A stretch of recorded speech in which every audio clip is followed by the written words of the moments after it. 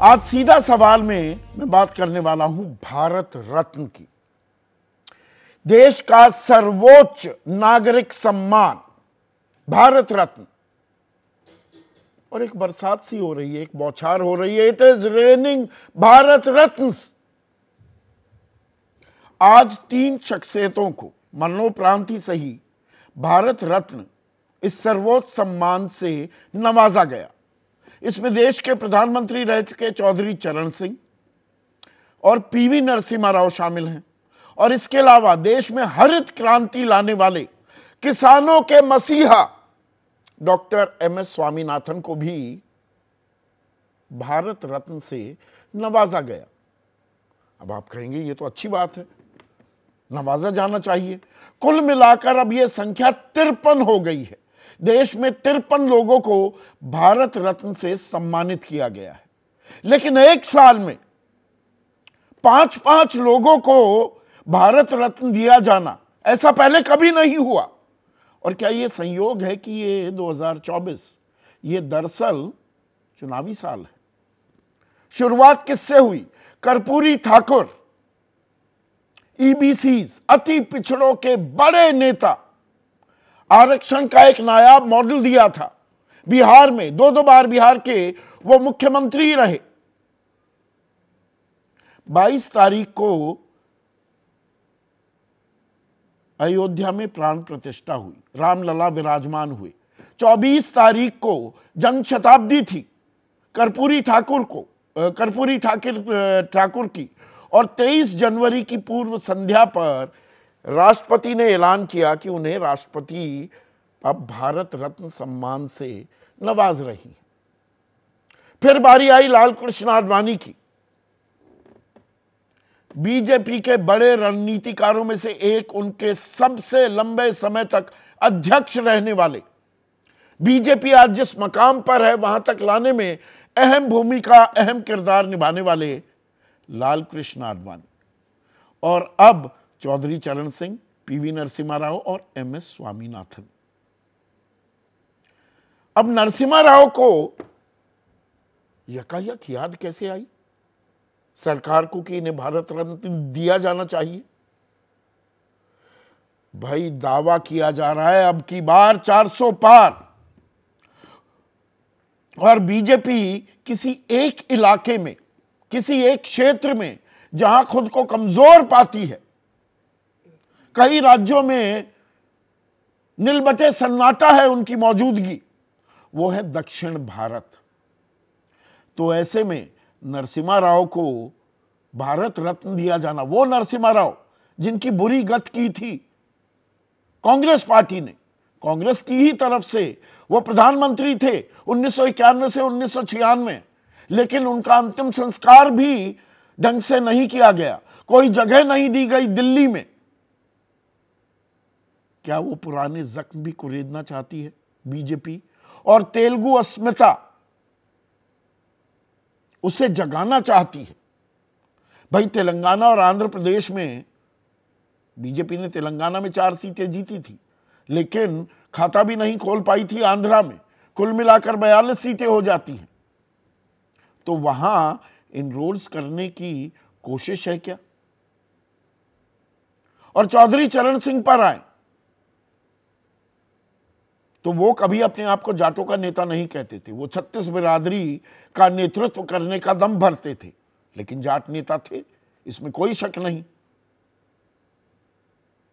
अब उन्हें जब यह सम्मान दिया गया तो उनके पोते और आरएलडी के मौजूदा अध्यक्ष जयंत चौधरी बोले कि मोदी ने दिल जीत लिया।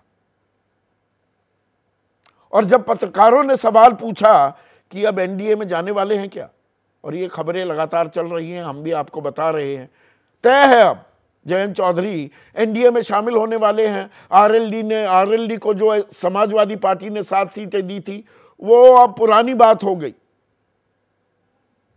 अब वो साथ आ गए हैं बीजेपी के। तो इस पर जब सवाल पूछा गया कि अब तो आप एनडीए में आ गए, तो जयंत बोले कि अब किस मुंह से इनकार करूं। बाबा को, दादा को भारत रत्न मिल गया, किसान 378 दिन आंदोलन करते रहे, 750 की मौत भी हो गई। आतंकवादी, नक्सली, पाकिस्तानी हत्यारे, न जाने किन किन संज्ञाओं से नवाजा गया। खुद मारे मारे फिरे, भागते फिरे टोल प्लाजा के बाहर, पीछे पुलिस डंडे लाठियां लेकर पीछा करते हुए दिखाई दे रही थी। यह सब जयंत चौधरी ने देखा और उनके साथ हुआ। अब कह रहे हैं किस मुंह से इनकार करूं। तो ये दरअसल जो अवार्ड दे दिए, ये मास्टर स्ट्रोक है क्या, या ये विशुद्ध राजनीति है?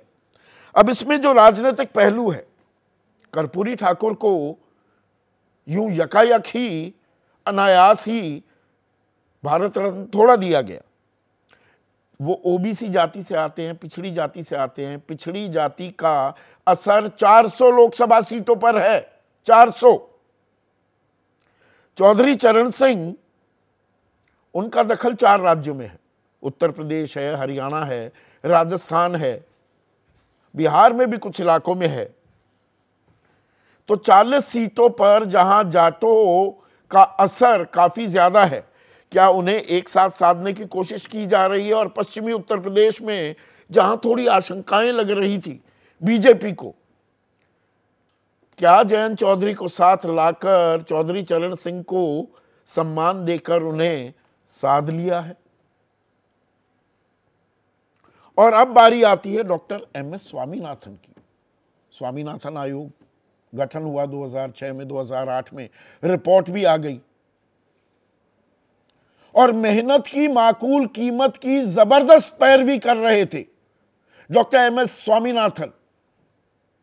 सरकार बनने के बाद ताल भी ठोकी बीजेपी ने। अरे 6 साल रद्दी की टोकरी में दबाए रखा कांग्रेस ने स्वामीनाथन आयोग की रिपोर्ट को। हमने सिफारिशें लागू की और उसमें सबसे अहम सिफारिश क्या थी? मेहनत की माकूल कीमत, एमएसपी। और एमएसपी किस बिना पर तय होनी चाहिए? उसमें जो फॉर्मूला दिया था, 3 फॉर्मूले दिए थे और तीसरे को लागू करने की वकालत वो लगातार करते थे। C2 + 50%। सरकार ने ताल तो ठोकी, लेकिन सुप्रीम कोर्ट के सामने जाकर कुछ अलग ही हलफनामा दाखिल कर दिया। 8 फरवरी 2015 को तत्कालीन additional solicitor general Maninder Singh ने कहा कि C2 + 50 फॉर्मूला अगर लागू कर दिया तो देश की अर्थव्यवस्था का भट्टा बैठ जाएगा, बेड़ा गर्क हो जाएगा, नहीं दे पाएंगे। पर सरकार कहती रही हम तो दे रहे हैं। साथ में ताल भी ठोकी गई कि किसानों की आय दोगुनी कर दी जाएगी। तारीख भी मुकर्रर कर दी गई, तय कर दी गई, 31 दिसंबर 2022। आय दोगुनी नहीं हुई, पर आय का जो आंकड़ा सरकार ने ही दिया, एनएसएसओ ने जो दिया आंकड़ा, 27 रुपए प्रतिदिन विशुद्ध किसानी से किसान कमाता है। 27 रुपए प्रतिदिन मजदूरी से वो ज्यादा कमा रहा है। आय दोगुनी होती तो किसान की आय 21,000 रुपए से ऊपर हो जानी चाहिए थी।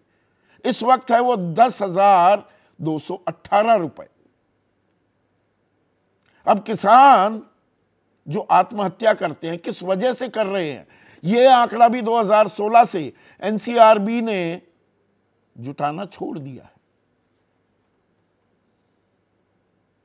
ओईसीडी की एक रिपोर्ट है कि 2000 से 2015 के बीच जो भारतीय किसान को नुकसान हुआ है वो हुआ है 45 लाख करोड़ का। पिछले साल का बजट हमारा 45 लाख करोड़ का ही था। क्यों हुआ ये नुकसान किसान को? क्योंकि न्यूनतम समर्थन मूल्य पर खरीदी हो ही नहीं रही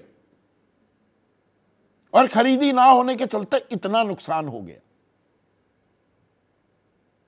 अब एमएसपी को प्रभावी भी बनाना था, वो कमेटी बनी हुई है। 3 कानून जो जिन्हें किसान कहते थे ये काले कृषि कानून है, उन्हें लाने में अहम भूमिका निभाने वाले संजय अग्रवाल जो सचिव कृषि और किसान कल्याण मंत्रालय थे, आज वो उसी समिति की अध्यक्षता कर रहे हैं। पर बात कितनी आगे बढ़ी है ये पता नहीं लग पा रहा है।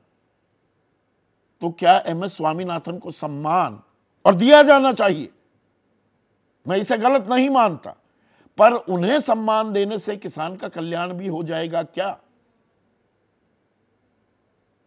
इसी पर आज हम चर्चा करने वाले हैं। ऐसे में आज का सीधा सवाल, 3 हस्तियां भारत रत्न, मास्टर स्ट्रोक या पॉलिटिक्स, और स्वामीनाथन को सम्मान, किसानों का कब कल्याण? जैसे ही घड़ी का काटा दोपहर 2:30 पे आए, बबीता जी का दिल सास बहू साजिश के लिए मचल जाए। और ये है इनकी बहू, पूरे दिन ऑफिस की टेंशन हो जाए गॉन जब ये करें अपना फेवरेट शो फ्री टाइम पे ऑन। इनकी तरह आप भी देखिए अपना फेवरेट शो अपने टाइम पर और डाउनलोड कीजिए एबीपी लाइव ऐप अपने स्मार्ट टीवी पर।